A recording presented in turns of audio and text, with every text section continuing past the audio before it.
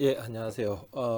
벌써 5월이 되었습니다. 주위에 보면 이 나무 잎들이 벌써 이 녹색으로 짙게 물들어가고 있습니다. 곳곳에 꽃들도 만개하고 참 좋은 계절입니다. 그런데 여러분들이 활동을 많이 못해서 무척 예, 안타깝게 생각이 되기도 합니다. 자, 오늘은 교과서 42쪽에 폭력의 문제 해결이라는 단원에 들어가도록 하겠습니다. 우선 들어가기 전에 여러분들이 지난 시간에 공부한 내용을 잠시 떠올려 보겠습니다. 지난 시간에 우리는 갈등에 대해서 공부를 했었습니다. 그래서 갈등의 뜻, 그 다음에 갈등의 종류, 더 중요한 갈등이 왜 일어나는가 원인 분석, 그리고 가장 중요한 것은 갈등을 평화적으로 해결하기 위한 방법들, 이런 것들을 우리가 공부를 했습니다. 그래서 우리가 이 세상을 살다 보면 갈등을 겪지 않을 수가 없는데, 이 갈등은 양면성이 있다라고 이야기를 해줬습니다. 그래서 갈등을 우리가 잘 해결하면 이 긍정적 에너지를 가지고 있다. 오히려 이 세상을 발전시키는, 내가 발전하고 사회가 발전하는 밑거름이 될 수 있지만, 이 갈등을 잘못 우리가 처리하게 되면은 우리가 폭력이 발생하거나 사회적인 분열, 그다음에 사람의 인생을 망치는 이런 경우들도 있다라고 이야기를 했었습니다. 자, 오늘은 이 갈등의 상황에서 가장 최악의 경우로 나타날 수 있는 게 폭력인데, 이런 폭력과 관련해서 공부를 한번 해보도록 하겠습니다. 자, 그래서 오늘 이 단원의 학습 목표는 쌤이 여기 한번 제시를 해봤습니다. 폭력의 의미를 알고 폭력의 종류를 설명할 수 있다. 그래서 여기에 학습 목표는 문장은 하나지만 두 가지를 담고 있어요. 첫째는 폭력의 뜻, 우리가 좁은 의미와 넓은 의미가 있습니다. 그다음 두 번째는 폭력의 종류, 분류 기준에 따라 몇 가지로 나눌 수 있습니다. 그래서 폭력의 종류에 대해서 설명할 수 있으면 오늘 수업을 잘 들었다라고 이야기를 할 수 있습니다. 자, 그 다음에 여러분 교과서 42쪽과 43쪽에 보면 영화 한 편이 소개가 되어 있습니다. 이 영화의 제목은 In a Better World. 예, 영어로 여러분들에게 적어줘야 되는데 선생님이 영어 실력이 좀 부족하기 때문에 한글로 한번 적어봤습니다.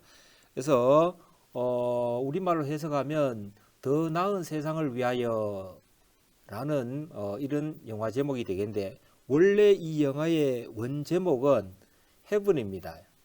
헤븐, 천국, 우리가 이런 뜻을 가지고 있죠. 그래서 이 영화의 제목을 이렇게 정한 이유는 천국 혹은 더 나은 세상을 만들기 위해서 우리가 뭘 해야 될까? 이때 뭘이란 것은 이 갈등에 대한 부분이 되겠습니다. 갈등을 어떻게 처리하는 게 우리가 천국을 만들고 더 나은 세상을 만들 수 있는지에 대해서 많은 교훈을 주는 영화다, 이렇게 되겠습니다.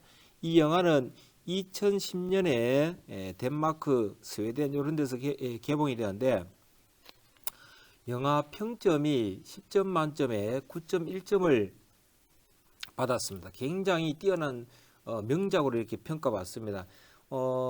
쌤이 후기를 보니까 어떤 사람은 인터넷에서 2,200원을 주고 이 영화를 봤는데 2,200원을 지불했는 게 좀 미안했다라고 이야기하는 경우가 있었습니다. 이 영화를 보고 나서 너무 훌륭한 영화를 저렴하게 봐서 미안할 정도였다라고 이렇게 후기를 남긴 사람을 보았습니다. 감독은 수잔 비에르가 되겠습니다.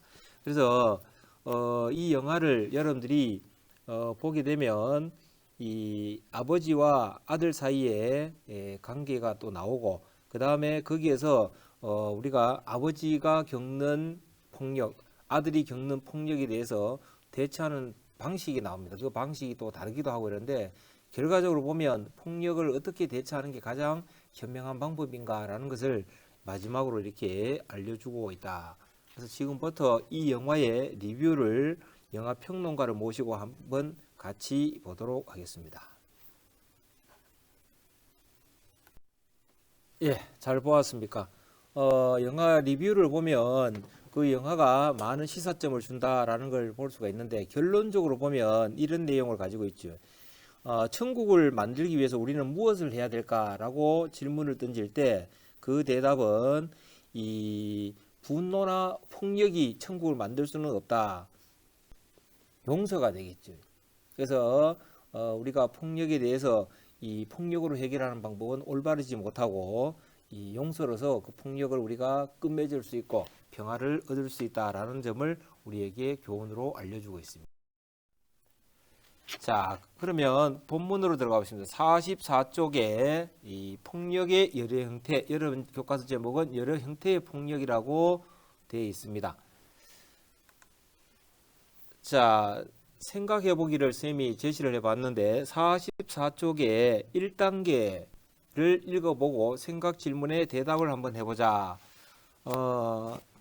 44쪽에 1단계는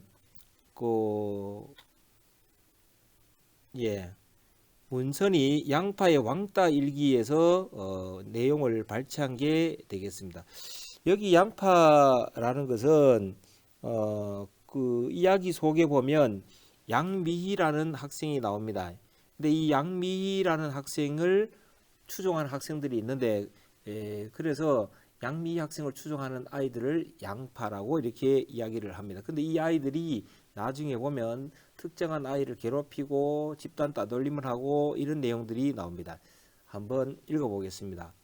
걔들이 서로 똘똘 뭉쳐 나를 왕따시킬까봐 겁나고 무서워 아무 말도 못했다. 이 이야기에 나는 정희라는 이름으로 이렇게 나옵니다. 주인공이. 자, 정선이가 왕따를 당하는데 보고만 있었다. 정선아 미안해. 내가 널 좋아하는 건 너도 알지. 그러면 뭐해? 난 걔한테 아무도 하나도 도움이 되지 않는 걸. 난 이런 내가 미웠다. 참 바보 같고 또 나쁜 아이라는 생각까지 들었다. 우리 교실에서도 충분히 일어날 수 있는 그런 상황들이 되겠죠. 그래서 생각 질문 한번 읽어보겠습니다. 윗글의 주인공은 왜 자신을 나쁜 아이라고 생각했을까? 예. 그래서 여기 이야기 속에 보면 주인공 정희도 보면 이 양미희를 추종하는 집단 속에 들어가게 되는데 나중에 보니까 거기에서 후회를 하고 이렇게 됩니다. 그래서 거기에 보면 자, 이 주인공이 이렇게 자신을 나쁜 아이라고 생각한 이유, 자, 여러분들을 댓글이 쭉 올라오는데 답은 이렇죠. 자, 정답은 아니고 모범 답입니다. 왕따 시키는 것이 나쁘다는 걸 알면서도 두려움 때문에 그 따돌림을 당하는 친구를 도와주지 못했다. 그런 자신이 나쁜 아이라고 판단이 되었다라고 이렇게 이야기가 되겠습니다. 지금 우리가 폭력이라는 단어를 공부하면서 집단 따돌림 혹은 집단 따돌림의 방관자의 이야기를 언급을 했는데 이건 뭘 의미하냐면 이런 우리가 집단 따돌림을 하거나 혹은 집단 따돌림에 가담하지 않아도 이걸 지켜만 보고 있는 것도 우리가 폭력의 일종이다라는 걸 시사를 하고 있다 이렇게 이야기가 되겠습니다. 자, 그러면 오늘 수업의 첫 번째 핵심이 두 가지로 나와 있습니다. 폭력의 뜻을 쌤이 정리해 봤습니다.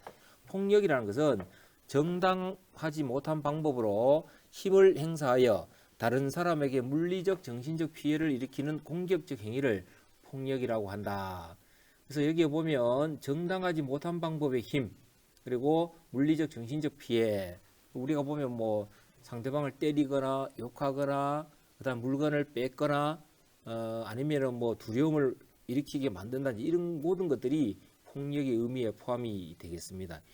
자, 근데 여러분 교과서에는 보면 폭력의 의미가 쌤이 이야기했던 것처럼 이렇게 정의가 되어 있는데 그 뒷부분에 보면 44쪽에 네 번째 줄에 보면 좁은 의미의 폭력과 넓은 의미의 폭력이 있습니다. 좁은 의미의 폭력은 다른 사람의 신체나 재산에 해를 입히며 자신의 의도와 목적을 이루는 행위를 말한다. 이게 우리가 이제 좁은 의미의 폭력인데 일반적으로 우리가 이야기하는 폭력이 이 좁은 의미의 폭력이 되겠습니다. A가 B를 때리거나 물건을 뺏거나 그 다음에 뭐 동네 아저씨에게 내가 나쁜 감정을 가지고 동네 아저씨의 자동차의 타이어를 펑크내거나 이런 것들이 여기에 들어가겠습니다. 그런데 넓은 의미의 폭력이라는 것을 보면 다른 사람의 자유롭고 평화로운 생활을 방해하는 모든 행위를 의미한다. 이것도 폭력이다. 입니다. 그래서 우리가 이 넓은 의미의 폭력을 보면 남에게 피해 주는 모든 것들, 이것도 일종의 폭력이라고 크게 해석을 해볼 수 있다, 이렇게 이야기가 되겠습니다. 그러면 여러분들이 학교 생활할 때 자기 자신을 돌아보면 나는 학교 생활에서 폭력을 행사한 적이 없는가 이러면 아마 좁은 의미의 폭력은 행사해 본 적이 없는 친구들이 많이 있을 겁니다. 그러나 넓은 의미의 폭력은 거의 대부분의 학생들이 이 넓은 의미의 폭력은 경험해 보지 않았을까 이렇게 생각이 됩니다. 그다음 두 번째 보겠습니다. 두 번째 여기가 상당히 중요한데, 폭력이 발생하는 원인. 자, 폭력이 발생하는 원인은 개인적인 원인과 사회적인 원인이 있습니다. 개인적인 원인은 폭력을 행사하는 사람이 그 개인적으로 어떤 원인이 있을 것이다, 이런 쪽에서 우리가 분석을 해보는 게 되겠죠. 첫 번째 개인적인 원인은 지배 욕구입니다. 사람도 동물의 일종이기 때문에 물리적인 힘으로 타인을 지배하려고 하는 이런 본능적인 욕구가 있습니다. 이런 욕구에 의해서 폭력이 발생하기도 하고, 예를 들면 여러분들이 중학교 1학년 때 초등학교 출신이 다 다른데 모였을 때 보면 힘으로 다른 학교 출신의 학생들을 제압하려고 3, 4월 달에 5월 달까지도 좀 이렇게 이 서로 간에 갈등이 표출되는 경우들이 있습니다. 자, 그 다음에 자제력의 부족이 되겠습니다.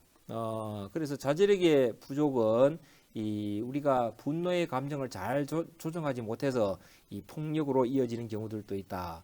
예를 들면 우리가 뭐 이웃 간의 갈등에서 층간소음, 주차 문제, 쓰레기 분리수거 이런 것들로 서로가 말다툼을 하다가 욕을 하고 그 다음에 이 힘을 행사하고 이런 경우들이 있죠. 뉴스에 가끔 나오기도 한데 심지어는 사람이 죽기까지 합니다. 이런 것들이 자제력 부족에 의한 폭력 발생이다. 여러분들도 학교 생활에서 보면 가끔 뭐 우리가 흔히 쓰는 표현으로 욱한다 그러죠.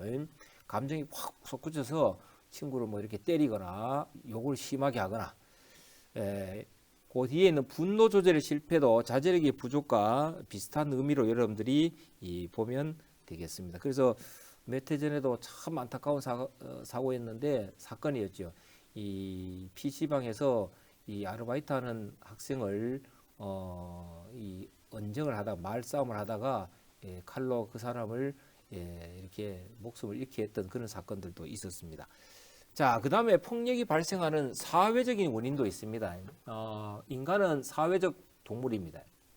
그래서 우리가 알게 모르게 보면 우리가 사는 이 사회, 예를 들면 점천중학교, 그 다음에 문경시, 경상북도, 대한민국, 이런 사회 속에서 우리가 알게 모르게 살아가면서 영향을 받습니다. 여러분들 지금 코로나19 때문에 우리가 뭐 사회적 거리두기라든지 이런 것들이 우리나라에서 시행이 됐지만 그런 사회적인 분위기에도 여러분들도 따라가기도 하죠.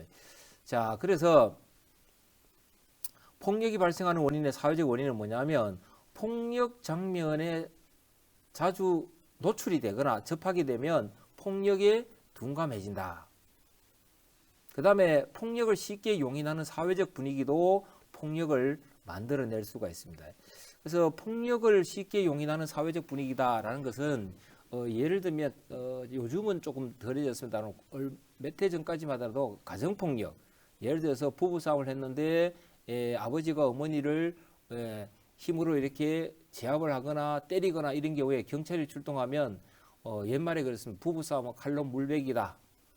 그 다음에 집안 문제는 경찰이 관여를 할 부분이 아니다. 이래서 출동했다가 그냥 가는 경우들이 있어요. 그래서 이 지속적인 가정폭력 때문에 어머니가 목숨을 잃거나 이런 이 뉴스들도 있었습니다.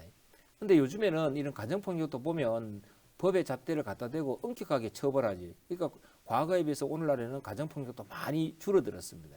그래서 폭력을 쉽게 용인하는 사회적 분위기도 보면 폭력의 또 발생 원인이 될 수도 있다. 폭력 장면에 자주 접하여 폭력에 둔감해진다는 것은 예를 들면 대중매체를 통한 폭력의 노출입니다.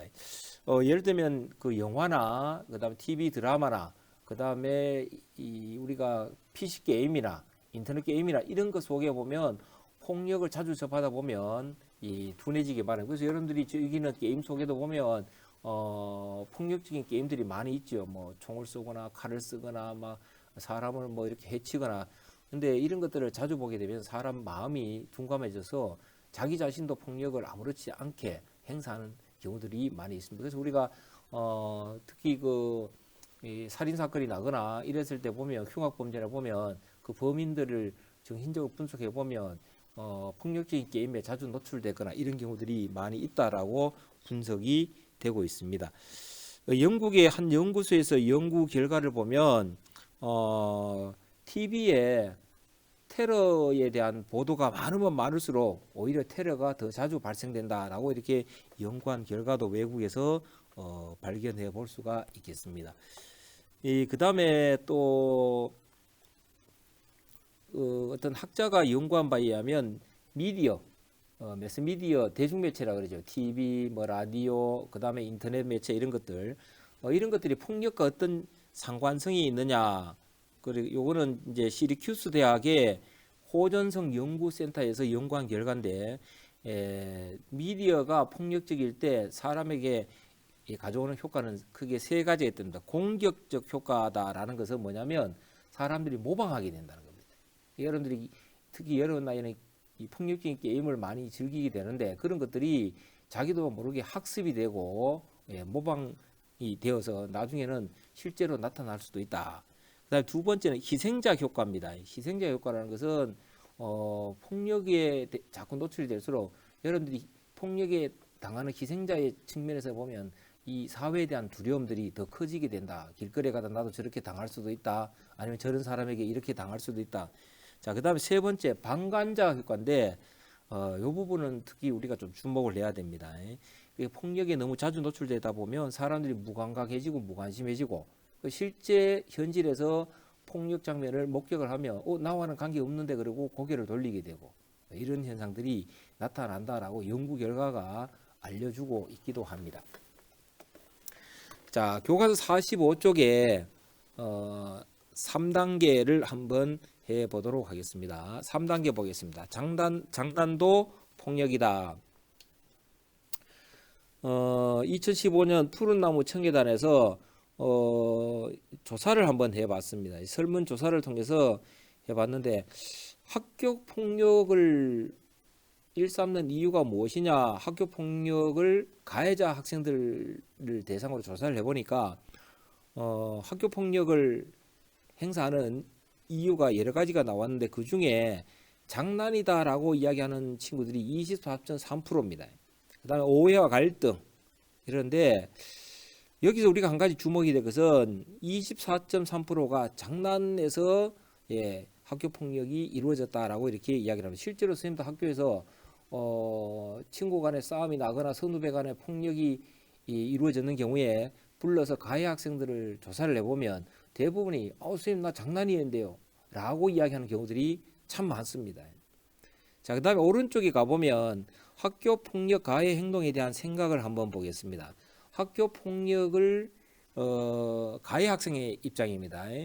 이 행사한 이후에 그들이 느끼는 부분에 대해서 물어보니까 미안하다라는 감정을 37.7%, 후회한다 17.1%, 예, 뭐 정당한 행동이었다라는 것은 4.1%밖에 안 됩니다. 그래서 결국에 우리가 보면 미안하다와 후회한다라는 것을 합치게 되면 상당수의 학생들이 학교 폭력이 이루어지고 나서는 후회하고 상대방에 대해서 미안한 감정을 가진다라고 이렇게 분석이 될 수가 있겠습니다. 자, 그러면 밑에 1, 2, 3번에 대해서 한번 답을 적어 보겠습니다. 1번 위의 표에서 학교 폭력을 가한 이유로 가장 높은 것은 무엇인가? 자, 여러분들이 거기에 데이터가 나와 있기 때문에 자료를 보고 댓글로 한번 답을 달아주기 바랍니다. 정확하게 적어줬습니다. 학교 폭력을 가한 이유로 가장 높은 것은 장난이 되겠죠. 24.3%. 2번 장난으로 한 폭력의 문제점은 무엇일까요? 이거 여러분들 한번 좀 잘 생각해 봐야 됩니다. 여기 중요합니다. 장난이라고 이렇게 이야기를 했는데 학교 폭력을 장난으로 이렇게 행한 사람들의 문제점. 많은 의견을 주었는데 장난이라는 것은 쉽게 말하면 학교 폭력에 대해서 죄의식을 크게 느끼지 않는다고 이렇게 분석이 됩니다. 그러면 반복적으로 지속적으로 이루어질 수도 있다. 이게 한 번에 끝나지 않고 앞으로도 계속 이루어질 수 있다라는 걸 보여줍니다. 그 다음에 3번 대부분의 가해 학생이 가해 행동에 대해 미안하다 가민 반응했다는 반응을 보인 이유는 무엇일까요? 예, 오른쪽 자료가 되겠죠. 미안하다, 후회한다 라고 이렇게 대답한 걸 봤을 때 우리가 분석해 볼 수 있는 거. 예, 그렇습니다. 이 학교 폭력을 행사한 친구들의 이 행동은 충동적이고 우발적이고 그 다음에 자제력이 부족해서 이루어졌다 라고 이렇게 볼 수가 있겠습니다. 그래서 왜 학교 폭력을 행사했느냐라고 물었을 때 이런 대답이 나올 수 있겠죠. 그래서 우리가 보면 폭력이라는 것도 감정이 순간적으로 폭발하거나 이런 충동적인 경우가 많이 있기 때문에 어쩌면 그 순간 몇 초 사이만 잘 다스려도 폭력을 피할 수가 있지 않는가라는 교훈을 얻어볼 수가 있겠습니다. 자, 그 다음에 그 밑에 보겠습니다. 달수기가 물끄러미 생각하고 있는데 1번부터 8번까지 8가지 상황이 있습니다. 이 상황은 학교 폭력일까요? 아닐까요? 자, 1번 친구에게 돈을 빌리고 갚지 않는다. 폭력일까요? 아닐까요? 왕치쌤 생각에도 뭐 이런 게 뭐 학교 폭력이야 이렇게 생각이 듭니다. 쉬는 시간에 자고 있는데 친구가 자꾸 깨워 화나서 책을 던진다. 요거는 뭐 폭력이라고 생각할 수도 있겠다. 자, 그래서 1번부터 8번까지 해보면 이거는 여러분들이 폭력에 대해서 넓은 의미의 폭력의 개념을 가지고 있는지 좁은 의미의 폭력의 개념을 가지고 있는지를 파악해 볼 수 있는 그런 질문이 되겠습니다. 그래서 아까 전에 넓은 의미의 폭력은 남에게 피해 주는 모든 것 폭력이라 그랬다. 그러면 1번부터 8번까지가 다 들어갈 수가 있겠죠. 그래서 넓은 의미의 폭력의 뜻을 가진 사람들은 아마도 남에게 작은 폭력도 행사하지 않으려고 노력을 많이 할 것 같습니다. 근데 우리가 보면 흔히 보면 물리적으로 A가 B를 괴롭히거나 때리거나 이런 것은 폭력이라고 인정하지만 뭐 따돌리거나 놀리거나 이런 것들은 여러분들이 폭력이라고 인식 안 하는 경우들이 있습니다. 그러나 욕설이나 따돌림이나 이런 정서적인 정신적인 이런 폭력들은 오히려 더 오래 갑니다. 피해가. 그래서 트라우마라 그러죠. 피해자에게는. 그래서 오히려 이런 것들을 더 심각하게 우리가 한번 생각해 봐야 될 부분도 있다. 자, 넘어가겠습니다. 폭력의 유형입니다. 자, 질문이 나와 있는데 우리가 주위에서 보았던 폭력에 대해 이야기해 보자. 선생님의 이 질문에 대해서 점천중학교 학생들은 대답을 안 하면 좋겠습니다. 할 수 없으면 좋겠습니다. 무슨 얘기겠습니까? 여러분들이 살면서 지금까지 폭력을 많이 경험해 보지 않았으면 좋겠다라는 이야기입니다. 그러나 안타깝게도 우리가 이런 것들은 뭐 뉴스나 이런 데서도 볼 수 있고 선생님처럼 이렇게 인생을 오래 살다 보면 실제로 겪는 경우들도 있죠. 선생님이 옛날에 군대 시절에 겪었던 부분들도 떠올려지기도 합니다. 자, 그래서 선생님이 한번 자료를 정리해 보면, 자, 친구 간에 우리가 뭐 욕을 하거나 물리적인 힘을 행사하거나 뭐 일반적인 폭력이죠. 그 다음에 이 폭력의 규모 중에 제일 규모가 크고 많은 사람들이 피해를 입고 이런 것이 우리가 국가 간의 전쟁. 자, 그 다음에 아동학대. 예를 들면 뭐 부모가 자녀를 양육하면서 학교에 보내지 않거나 옷을 제대로 입히지 않거나 그 다음에 먹는 걸 제때 주지 않거나 이런 것들도 우리가 폭력이라고 이야기가 됩니다. 그 다음에 집단 따돌림, 욕설 이런 것들이 우리가 주위에 목격할 수 있는 폭력의 종류에 대한 거다. 그러면 이런 것들을 우리가 분석을 한번 해보면 자, 폭력의 종류는 가담자의 수에 따라 폭력의 종류를 나눌 수도 있습니다.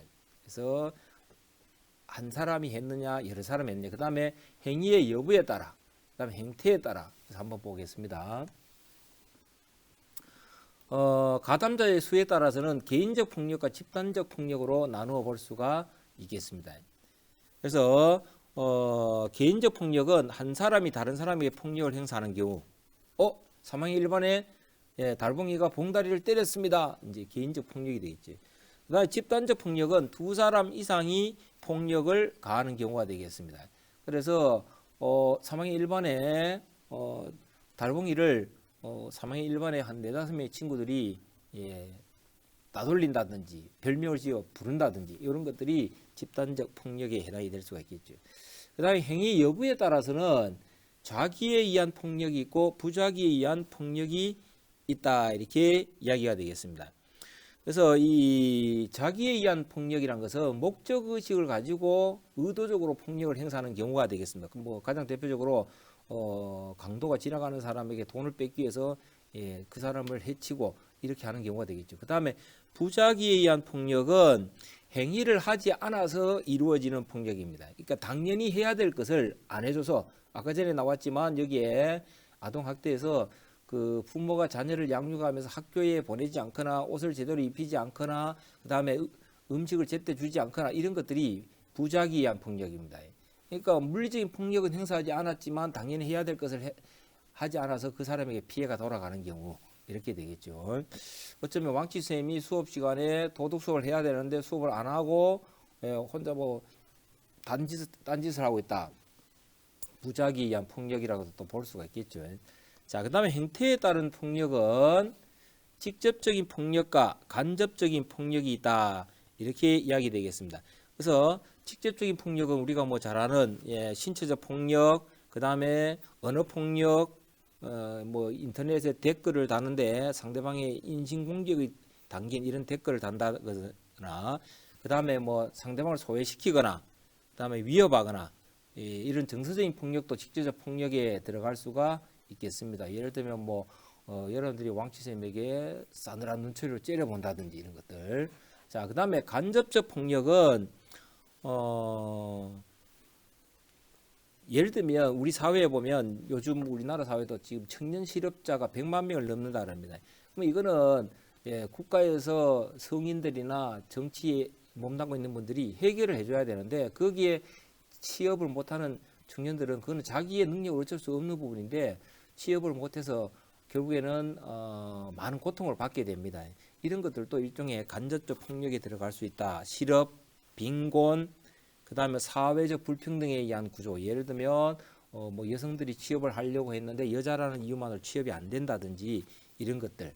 그 다음에 식민지 상태. 뭐 우리가 과거에 보면 일제 강점기가 있었습니다. 그때 한국인들이 많은 피해를 일었으면 주권을 빼앗기고 이런 것들도 간접적 폭력이다, 이렇게 이야기되겠습니다. 그래서 폭력의 유형은 이 분류 기준에 따라 이렇게 3가지로 나눌 수 있다. 이거 말고 폭력의 종류가 또 있겠죠. 뭐 있겠습니까? 예, 맞습니다. 요즘 새롭게 등장한 몇 해 전부터 현실 공간과 사이버 공간에서 벌어지는 폭력으로 나누어 볼 수가 있겠죠.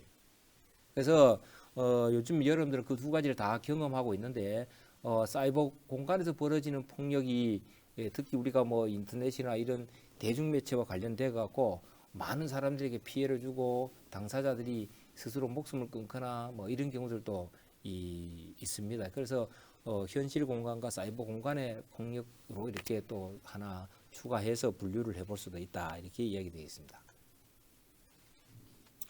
자, 마지막으로 47쪽에 한번 보겠습니다. 47쪽에 3단계에 보면 주먹 없는 폭력에 대한 이야기가 나오는데 보겠습니다. 나는 공공이가 마음에 들지 않았다. 게다가 내가 부탁한 일을 하지 않아서 기분 나빴다. 그래서 나는 가까운 친구들에게 공공이의 흉을 받고 친구가 공공이와 같이 노는 것을 보면 방해를 했다. 그래도 불이 안 풀려서 단체 대화방에서 공공이를 불러서 친구들과 다 같이 욕설을 하고 나와버렸다. 난 직접 몸을 부딪힌 적은 없다. 절대 주먹을 휘두른 적은 없단 말이야. 제목처럼 주먹 없는 폭력. 신체적인 폭력을 행사하지 않았지만 여기에 보면 2가지가 나와 있죠. 보면 노는 것을 방해했고, 그 다음에 단체 대화방에서 다 같이 욕을 하고 나와버리고 이런 것들이 지금 언급이 되고 있습니다. 1번 보겠습니다. 윗글에서 나의 행동은 폭력인지 아닌지 그 이유와 함께 답을 해보자. 자, 이 주인공의 이 행동은 폭력일까요, 아닐까요? 예, 폭력이죠. 어떤 폭력일까요? 예, 맞습니다. 신체적이고 물리적인 폭력은 아니지만 어떤 언어적인 폭력, 정서적인 폭력이다. 따돌림, 그 다음에 거기에 보면 욕설 이런 것들. 그래서 우리가 보면 언어적이고 정서적인 폭력은 상당히 오래 갑니다. 그 사람 평생 동안 갈 수도 있습니다. 자, 이번에 윗글에 나에게 어떤 말을 해주고 싶은가? 이 주인공이 해주고 싶은 말. 예, 이런 것들이죠. 신체적 폭력보다가 오히려 언어적, 정서적 폭력은 더 오래 간다. 주먹이 오가지 않았다고 해서 죄의식이 작게 느껴질 게 아니라 오히려 더 크게 느껴야 될 이런 폭력이다. 이렇게 이야기 되겠습니다. 요 근래 보면 연예인들의 학창 시절의 폭력, 학폭 사건에 대한 이야기들이 나옵니다. 그래서 지난번에도 그 어떤 여성 PD가 학창 시절의 학폭 사건 때문에 그때 피해자라는 여성이 그걸 공개함으로써 자기 사생활에 엄청난 피해를 입고 이래서 극단적인 선택까지도 한 경우들이 있었습니다. 그런데 지금은 그거는 그 사건을 보면 또 다른 증인이 나타나서 사실은 그 여성 PD가 그 폭력을 행사한 게 아니다라고 이렇게 해서 지금 반전이 일어나기도 했습니다만은 어쨌든 간에 우리가 이런 사건들을 보면 어떤 경우라도 폭력을 행사해서는 안 된다라는 걸 또 교훈적으로 받아들여 볼 수가 있겠습니다. 자, 그 다음에 4단계 보겠습니다. 욕을 하지 않겠습니다. 욕을 해본 적 있습니까? 점순중학교 학생들 욕을 잘하는 것 같아요. 가끔 보면 선생님이 교실이 운동장에 인접해 있는데 축구를 하다가도 욕을 하고 경기 끝나고 올라가다가도 보면 막 욕설이 오가는 경우들이 많이 나옵니다. 선생님이 생각에 그 사람 입에서 나오는 말은 그 사람의 인격을 짧은 시간에 판단할 수 있는 가장 대표적 기준입니다. 문재인 대통령이 우리 국민 전체를 향해서 기자회견을 하는데 거기서 만약에 욕설을 한마디를 사용했다. 지금까지의 모든 평가가 다 무너지겠죠. 그래서 우리가 보면 어디 낯선 곳에 가서 낯선 사람을 만났을 때 짧은 시간에 저 사람이 어떤 사람인가를 판단해 볼 때 우리는 그 사람의 입에서 나오는 말을 이렇게 주목하게 되어 있습니다. 그래서 좋은 말을 사용을 해야 됩니다. 보겠습니다. 욕은 다른 단어보다 4배 강하게 기억되며 분노, 공포 등을 느끼게 하는 감정의 뇌를 강하게 자극하여 강한 욕설을 듣는 순간 통제력을 잃어버린다. 우리나라도 지금 외국인 노동자들이 많은데 외국인 노동자들이 우리나라에 들어오면 배우는 한국말의 첫 번째가 욕이라고 합니다. 좀 안타깝죠. 누군가를 공격하기 위해 말하는 욕은 자신이 가장 먼저 듣고 자신이 가장 먼저 읽으며 스스로 자신의 뇌에 상처를 입힌다. 욕을 하는 순간 침이 만들어내는 분노의 갈색 침전물을 모아 쥐에게 주사하면 쥐는 곧 죽음을 맞는다. 욕을 하는 사람이 욕을 할 때 거기에 입안에 생기는 침을 모아서 쥐에게 주사했더니 쥐가 죽더라는 얘기입니다. 독극물이 만들어집니다. 그래서 우리가 보면 한 10년 전 같습니다. KBS에서 실험을 한 적이 있는데 유리병에다가 금방 한 밥을 한 주걱씩 떠서 이렇게 넣었습니다. 그리고 이걸 뚜껑을 닫아 뒀는데 A라는 유리병은 그 유리병을 볼 때마다 사람들이 이런 말을 했습니다. 아유 너 이쁘구나, 멋있구나, 참 뽀얀 살밥이 맛있어 보인다, 이렇게 좋은 말만 했고, 그 다음에 B라는 유리병에는 욕을 했습니다. 볼 때마다. 근데 놀라운 거는 한 5일, 일주일쯤 되었을 때 거기에 생기는 곰팡이의 색깔이 전혀 다르다. 그래서 이게 이제 KBS라는 공공방송으로 이렇게 전국적으로 나갔었는데 정말 큰 우리가 반응을 불러일으켰었습니다. 그래서 이 사람이 하는 나쁜 말은 자기 자신의 몸도 마음도 망치지만 다른 사람도 망치고, 여러분들이 좋은 말을 사용해야 된다. 그때 그 KBS 실험도 우리나라의 초, 중, 고 학생들이 욕설을 너무 많이 한다고 해서 특집으로 이렇게 나왔던 프로그램이 되겠습니다. 그래서 일본의 욕이나 거친 말을 하여 분노의 침전을 만들면 몸에 얼마나 안 좋을지 이야기해보자. 그 위에 자료를 보면 금방 알 수가 있겠습니다. 이번에 욕이나 거친 말을 하는 이유를 생각해보고 다른 방법에 대한 계획을 세우고 실천해보자. 그 위에 자료에서 욕을 왜 하는가를 물어보니까 사실 뭐 욕을 하는 이유는 특별한 이유는 없어요. 보면 습관적으로 남들도 하니까, 특히 보면 이 점점적 학생들이 여러 명이 갈 때 보면 혼자 있을 때 욕을 잘 안 하는데 여러 명이 있을 때 욕을 더 흔하게 하는 경우를 봅니다. 그게 남들도 하니까 습관적으로 그다음 그 무리해서 안 하면 안 될 것 같아서 뭐 이런 이유들이 있는 것 같습니다. 2번에 보면 내가 욕이나 거친 말을 하는 이유는 습관적이다, 무심코 혹은 분노 조절이 잘 안 되어서 이런 이유들이 일반적으로 나오겠죠. 나는 앞으로 욕이나 거친 말을 하는 대신에 이런 것을 실천하겠다. 어떤 것? 예. 화가 날 때 욕을 하는 경우들이 있죠. 그러면 이때 내가 화가 났다라는 내 감정을 상대방에게 잘 설명하는 것도 중요합니다.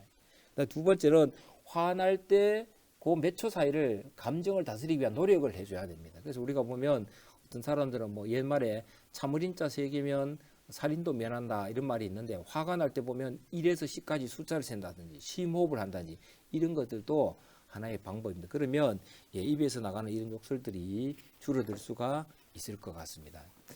자, 여러분들도 점천중학교도 이렇게 상대방에게 폭력적인 가장 단순한 모습인 욕설이나 이런 것들을 하지 않는 이런 아름다운 점중이 되면 좋겠습니다. 자, 오늘 또 수고했습니다. 고맙습니다. 수업 잘 들어주셔서.